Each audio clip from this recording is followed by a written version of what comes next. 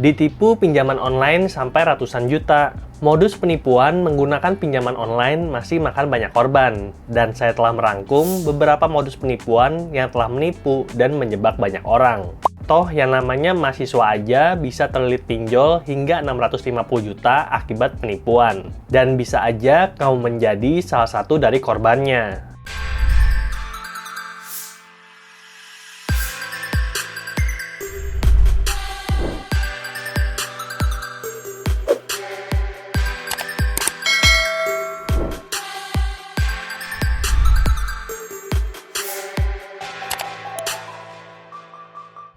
Hai, kembali lagi di channel Andre Tuan. Saya sering bahas tentang dunia keuangan, mulai dari produk review, resensi buku, sampai ngasih tips praktis yang bisa bantu kamu untuk mencapai bebas finansial. Karena untuk mencapai bebas finansial, kamu tidak hanya harus pandai untuk mencari uang, tapi juga menyimpan dan menjaga tabungan yang telah dikumpulkan selama bertahun-tahun. So, buat kamu yang tertarik untuk juga bebas finansial, boleh klik tombol subscribe dan jangan lupa untuk nyalakan lonceng notifikasinya agar dapat update ketika channel Andre Tuan upload video-video baru.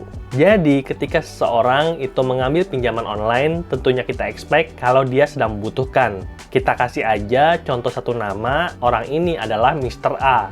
Dan di banyak kasus, si Mr. A punya nalar dan pemikiran itu nggak jalan karena otaknya penuh dengan bagaimana caranya untuk mendapatkan uang singkat dan kebutuhannya saat ini bisa terpenuhi.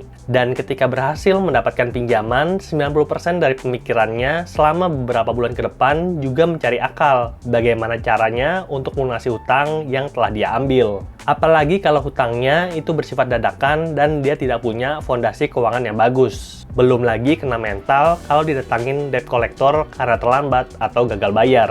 Maka makin-makin otaknya nggak bisa dipakai. Jadi orang-orang kayak gini itu jadi sasaran empuk untuk para penipu yang emang pintar tapi nggak punya hati. Oleh karena itu, saya harapkan konten ini bisa bantu kamu untuk menyelamatkan diri dari kondisi jatuh tertimpa tembok. Langsung aja kita bahas dari modus penipuan yang pertama, yaitu pencairan ganda atau double pencairan. Dan kayaknya ini yang paling banyak makan korban. Di Kredivo, Rupiah Cepat, Easy Cash, Ada Kami, dan banyak pinjol legal lainnya itu kasusnya sama. Sebagai contoh, diceritakan oleh Kak Ondi dari Pelaju Palembang.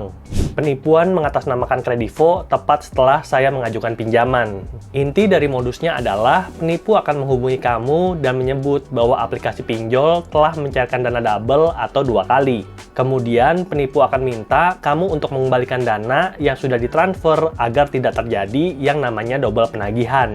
Dan modus ini punya tingkat keberhasilan yang sangat tinggi dikarenakan penipu tahu nomor handphone, nama, bank pencairan, bahkan jumlah pencairan, sehingga kita pasti berpikir, oh ini orang dalam. Tapi setelah kita cek ke rekening tabungan, kok uang yang masuk itu cuma 1 kali. Harap-harap cemas, dan karena kita berpikir positif bahwa ini adalah orang dalam, kita jadi mengambil kesimpulan yang salah. Membuat kita akhirnya mengirimkan balik uang tersebut kepada penipu, dan selamat, kamu telah menjadi korban. Bahkan dalam kasus Kak Ondi, itu modusnya lebih canggih lagi. Kita disuruh untuk klik link yang ternyata phishing dan semua data kita akan dicuri sehingga dia bebas login ke mobile banking dan mengambil seluruh uang tabungan kita. Jadi pelajaran yang bisa kita ambil pertama adalah aplikasi pinjaman online tidak pernah minta pengembalian uang sebelum jatuh tempo, apalagi kalau uangnya baru cair. Yang kedua, jangan pernah klik link sembarangan. Lalu modus penipuan yang kedua adalah pemenang hadiah atau cashback. Dan cukup banyak juga yang tertipu oleh modus ini, di mana kita akan mendapatkan informasi dari penipu bahwa kita telah memenangkan hadiah uang tunai. Bisa 1 juta, 5 juta, bahkan sampai 10 juta. Lalu kita akan diminta untuk download aplikasi agar uang hadiahnya itu bisa cair. Aplikasinya tentu saja adalah aplikasi pinjaman online yang sudah legal OJK seperti Easy Cash, Shopee Pinjam, atau APK lainnya. Sebagai contoh, diceritakan oleh Kak Diah dari Jakarta Selatan. Cashback Shopee berujung penyalahgunaan Shopee Pinjam, MBCA, dan juga Easy Cash. Inti dari modusnya adalah kita diminta untuk install dan daftar aplikasi pinjol legal OJK. Lalu dikasih tahu bahwa data yang diminta adalah konfirmasi agar hadiah bisa cair ke rekening kita. Kemudian penipu akan membimbing kita yang ternyata tujuannya adalah mengambil alih aplikasi pinjol dan juga mobile banking dari handphone kita. Lalu penipu akan mengambil pinjaman, mengatasnamakan korban, dan transfer semua uangnya ke dompet digital, sehingga sulit untuk dilacak. Misalnya dia transfer ke GoPay, OVO, Dana, atau isi pulsa. Dan dalam kasus ini, korban mengalami kerugian sebesar Rp11.137.500. Jumlah yang sangat besar, dan tentu saja untuk membalikinnya juga mumet, karena penyedia pinjaman itu nggak mau tahu, kamu harus bayar. Jadi pelajarannya, pastikan kamu install aplikasi pinjaman online itu atas kehendak sendiri dan bukan paksaan atau ajakan dari orang yang tidak dikenal. Berikutnya, modus penipuan yang ketiga adalah meminta kode OTP. Jadi yang namanya penipu akan menggunakan berbagai alasan untuk bisa mendapatkan kode OTP dari handphone kamu. Seperti yang diceritakan oleh Kawawan dari Jawa Barat. Pembobolan akun aku laku dengan meminta kode OTP. Inti dari modusnya, korban mendapatkan informasi kalau dia menang voucher belanja gratis dan dikirimkan SMS konfirmasi ke handphonenya. Dan untuk konfirmasi, guna mendapatkan hadiah, korban diminta untuk memberikan OTP tersebut kepada si penipu. Tapi begitu dicek ke dalam aplikasi aku laku, ternyata sudah ada pinjaman KTA senilai Rp718.000. Dan menurut saya, korban ini lebih beruntung dibandingkan korban yang sebelumnya, yang rugi sampai 11 jutaan. Ini kan ruginya cuma Rp718.000. Tapi, yang namanya ditipu itu tidak pernah enak. Jadi pelajarannya, aplikasi resmi dan juga customer service-nya tidak pernah minta kode OTP dalam bentuk apapun.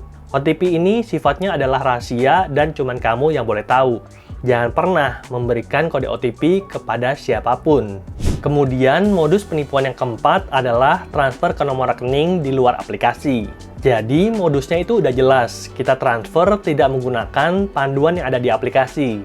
Seperti yang diceritakan oleh Kak Edi dari Sumedang, Jawa Barat. Akun CS KTA Kilat palsu di Instagram saat ingin kembalikan dana pinjaman karena salah nominal. Diceritakan kalau Kak Edi itu mengambil pinjaman tapi salah ambil nominal. Butuhnya 600.000, tapi yang terklik itu 2.600.000. Lalu ingin lapor ke customer service melalui Instagram. Dan waktu dia search ada banyak sekali pilihan.